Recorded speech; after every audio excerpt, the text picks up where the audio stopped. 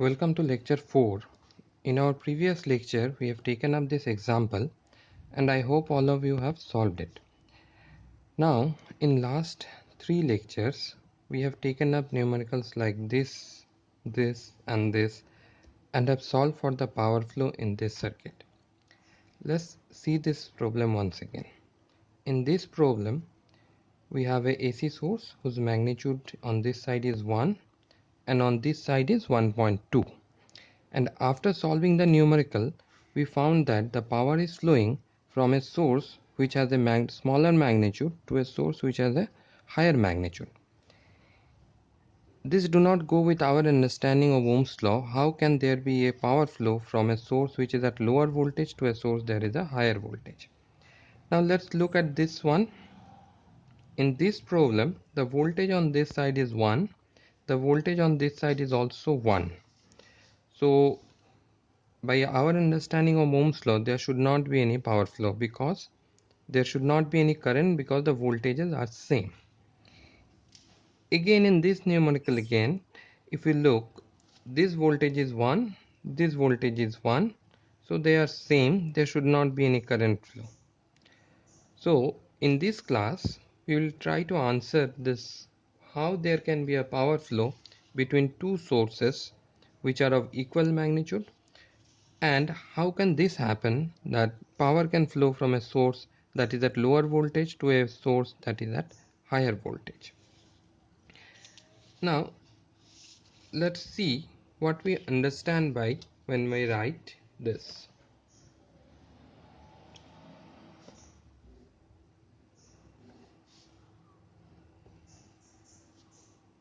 This is 1 at an angle of 30 degree. This is 1 at an angle of 90 degree. And this is 1.2 at an angle of minus 30 degree. Now what does this 1 indicate?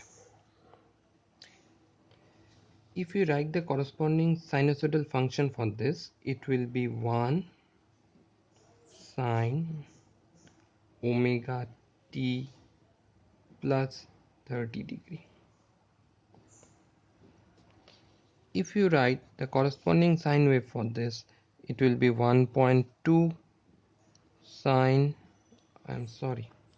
these are RMS voltage, so root 2 into 1 into sine omega t plus 30 degree, and this will be root 2 into 1.2 sine omega t minus 30 degree. So these two numbers represent the RMS value of the voltage. These do not represent the instantaneous value. This number represents the instantaneous value of this source, and this number represents the instantaneous value of this source. Now if you look at this instantaneous voltages, you will see a sine wave.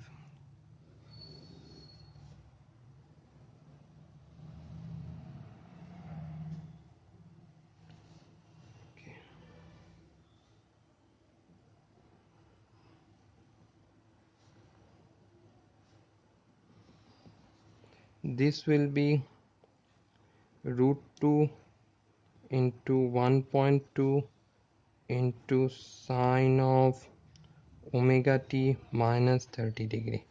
This is my origin. The sine wave have started 30 degree after that. So this is the sine wave, that is this here. Now if you look at this sine wave,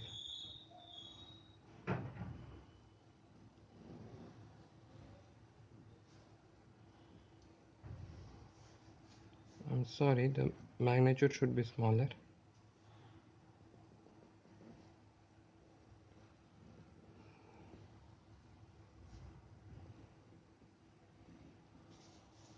So this line represents this, and this line represents root 2 into sine omega t plus 30 degree. Now if you look at any instant between these two sources, there is a potential difference. Let's say take at this instant, there is this much of potential difference. At this instant, this much of potential difference. At this instant, this much of potential difference. So there exists a potential difference, and this potential difference exists because the phases of these two are different. Now if we have two voltages like this, one at an angle 0 and one at an angle of 0, definitely there will not be any power flow. However, if we write 1 at an angle of 0